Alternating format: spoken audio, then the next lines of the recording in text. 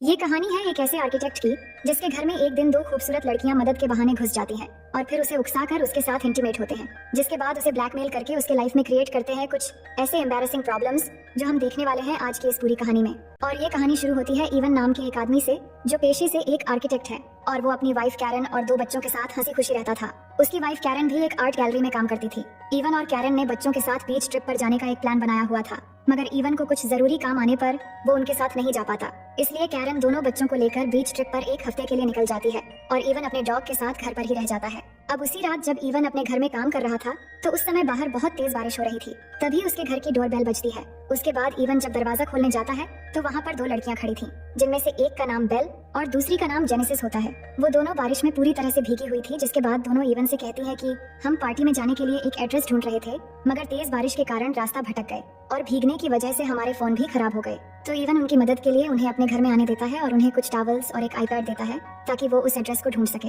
लेकिन genesis iPad में address ढूंढने के बाद कहती है कि वो उस जगह से काफी दूर आ चुके हैं और टैक्सी ड्राइवर उन्हें गलत लोकेशन पर ले आया है। तो इवन उनके लिए एक कैब बुक करता है जो 45 मिनट में यहाँ पर पहुँचने वाली थी। अब दोनों लड़कियाँ काफी भीग चुकी थी, इसीलिए वो इवन से अपने कपड़ों को ड्रायर में सुखाने के लिए कहती है। उसके बाद बेल और जेनेसिस इवन का वॉशरूम यूज करने के बाद उसके पास आती है जहाँ पर इवन उनके लिए चाय बना रहा था। उसके बाद वो सभी लिविंग रूम में आकर आपस में बात करने लगते हैं, जहाँ बेल और जेनेसिस बार बार इवन के करीब आने की कोशिश करने लगती है, जिससे परेशान होकर इवन दूसरी कुर्सी पर जाकर बैठ जाता है और अपना फोन निकाल कर देखता है जिसमें कैब के आने का टाइम अब सिर्फ 20 मिनट बचा था। फिर इवन उनसे पूछता है कि तुम लोग क्या काम करते हो, जिस पर वो बताती है कि हम दोनों एयर होस्टेस हैं। इसी दौरान बेल और जेनेसिस लगातार इवन को उकसाने की कोशिश करती हैं, जिससे इवन दोबारा उनसे अलग जाकर दूसरी कुर्सी पर बैठ जाता है। दरअसल इवन शादीशुदा था, इसलिए वो बेल और जेनेसिस को बार बार उकसाने पर भी उनसे दूरी बना रहा था। लेकिन बेल और जेनेसिस अपनी लाइफस्टाइल और देश विदेश में घूमने की कहानी इवन को बताने लगती है और इवन को उनके साथ इंटीमेट होने के लिए उकसाने लगती है। इसी दौरान इवन फिर से फोन को चेक करता है और देखता है कि अब कैब सिर्फ 5 मिनट की दूरी पर है। तभी जेनेसिस वॉशरूम यूज करने के बहाने वहाँ से उठकर चली जाती है और बेल फिर से इवन को सिड्यूस करने की कोशिश करती है। तभी इवन को कैब ड्राइवर का कॉल आता है क्योंकि कैब इवन के घर के बाहर आ चुकी थी। इसलिए बेल जेनेसिस को बुलाने के लिए वॉशरूम की तरफ चली जाती है और इवन उनके कपड़े लेने चला जाता है।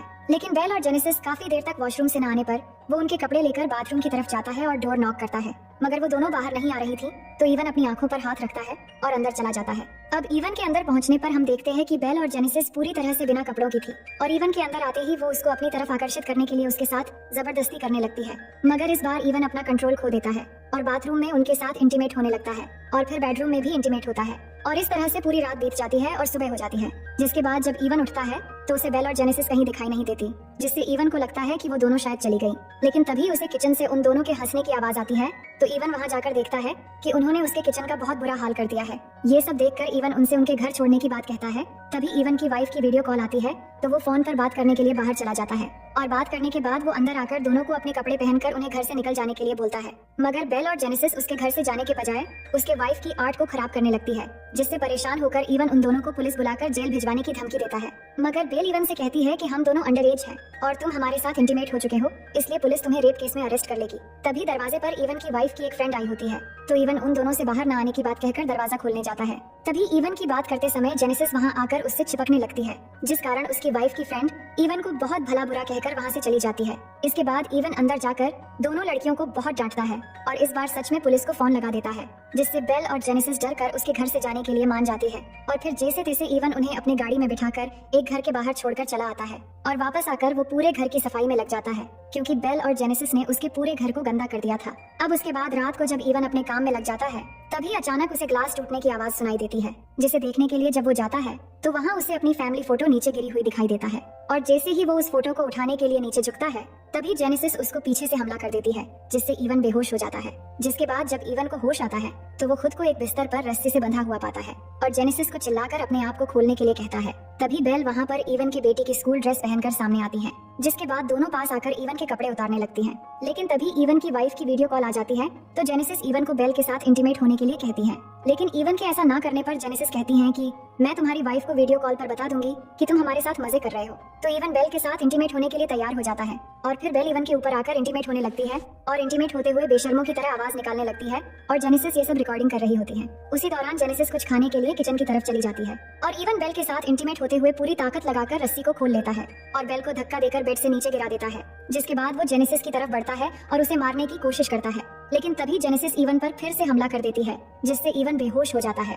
इसके बाद ये दोनों इवन को फिर से बांध देते हैं और उसके सामने साइको की तरह हरकतें करने लगते हैं और उसे एक हेडफोन पहनाकर म्यूजिक लाउड करके सताने लगते हैं। फिर थोड़ी देर बाद इवन के घर लुइस आकर डोर बेल बजाता है, जो इवन के वाइफ कैरन की असिस्टेंट है। लेकिन जब वो अंदर आता है तो उसे इवन नहीं मिलता, क्योंकि इन दोनों लड़कियों ने उसे एक रूम में बंद कर दिया होता है। और वो दोनों लड़कियां लुइस से कहती हैं कि हम इवन की भतीजी है। मगर तभी लुइस को एक कमरे से आवाज सुनाई देता है और वो जैसे ही वहां जाने लगता है तो दोनों मिलकर लुइस की पॉकेट से उसका इनहेलर चुरा लेते हैं। उसके बाद लुइस उस रूम में जाता है जहां उसे इवन मिलता है, जो रस्सी से बंधा हुआ था। अब लुइस इवन को ऐसे देखकर घबरा जाता है और उसकी मदद करने के लिए उसे खोल रहा होता है। पर इसी बीच वो दोनों लड़कियां कैरन की आर्ट को तोड़ने लग जाती हैं, जिससे लुइस उनको रोकने के लिए जाता है। लेकिन इवन लुइस को मना करता है कि ये दोनों बहुत खतरनाक हैं, वहां मत जाओ।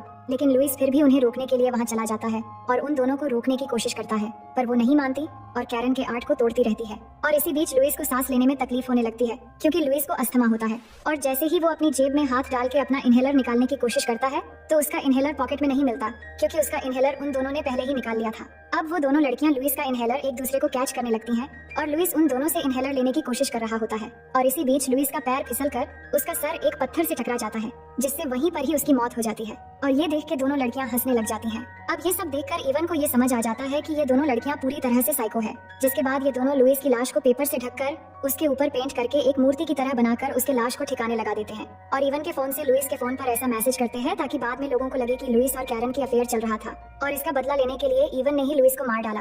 अब इसी दौरान इवन अपने पैरों से अपनी वाइफ को आईपैड से मैसेज करने की कोशिश करता है, लेकिन इसमें भी वो पकड़ा जाता है और वो दोनों उसका आईपैड बाहर फेंककर तोड़ देती है। जिसके बाद वो दोनों पूरे घर की सारी चीजें तोड़कर तहस नहस कर देती हैं और फिर उसके घर के गार्डन में एक गड्ढा खोदती है। और जब इवन हेल्प के लिए चिल्लाता है तो ये दोनों लड़कियां उसे गन पॉइंट पे रख देती हैं, जिससे इवन डर जाता है और हार मान लेता है। अब अगले दिन वो दोनों लड़कियां इवन को बांधकर उस गड्ढे में डालकर दफना देती हैं और सिर्फ उसका सर बाहर रखकर वो दोनों अपने बारे में बताती है कि हम दोनों साइको हैं और हमें ऐसा करने में बहुत मजा आता है और हम तुम्हारे साथ सिर्फ गेम खेल रहे थे और हम बहुतों के साथ ऐसा कर चुके हैं और हमारे शिकार सिर्फ शादीशुदा मर्द होते हैं। इसके बाद वो दोनों उसका मोबाइल निकालती है और उसको वो वीडियो दिखाती है जिसमें बेल इवन की बेटी की स्कूल ड्रेस पहनकर उसके साथ इंटीमेट हो रही थी। जिसके बाद उस वीडियो को इवन की फेसबुक प्रोफाइल पर अपलोड करके टाइटल पर लिखती है हैप्पी फादर्स डे, ताकि लोगों को ये लगे कि इवन अपनी बेटी के साथ ही इंटीमेट हो रहा है। और फोन को वहीं पर छोड़कर वो दोनों वहां से चली जाती है। जिसके बाद इवन जैसे तैसे अपना हाथ निकालकर वीडियो को डिलीट करने की कोशिश करता है, लेकिन गलती से वो वीडियो डिलीट होने की बजाय लाइक हो जाती है। अब थोड़ी देर बाद हम देखते हैं कि इवन के वाइफ और बच्चे घर में आते हैं